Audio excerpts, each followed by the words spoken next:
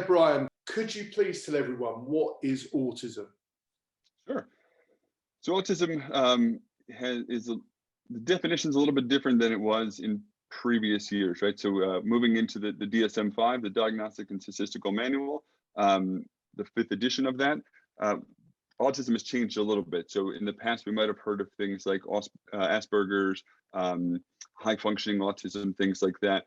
And the new DSM has gotten away from those things. So by definition, autism is characterized by different domains. So we have social interaction and communication. So there's deficits in those two domains, as well as the presence of repetitive or stereotypic behaviors, interests, and activities. So the DSM, which again used to have autism as this broad spectrum with different things like Rett syndrome and Asperger's, really has now encompassed all of those. So characterized by those 3 domains I talked about before. The only difference now is that they've pulled out a thing called social communication disorder, which is the only separate diagnosis that used to kind of be categorized under autism. With autism, why is there such a wide spectrum of autism? Why can people present so differently that have autism?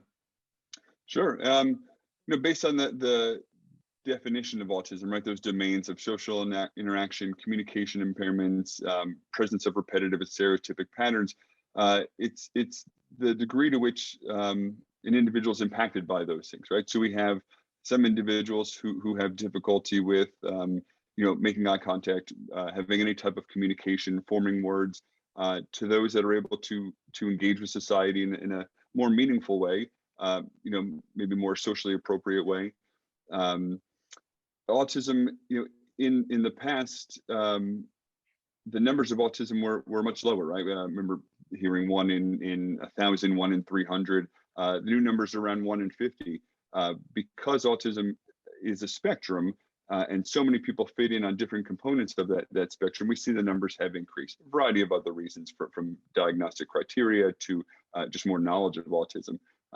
But as we had talked about offline, with something like Down syndrome, right? Down syndrome is a genetic disorder. The components of Down syndrome are going to be very similar in each individual.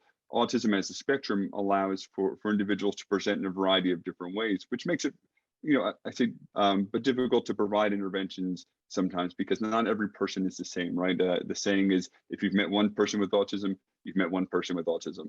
It's difficult to generalize there, right? Which makes our jobs very important, right? We have to look at everyone as an individual, look at their challenges and their successes individually.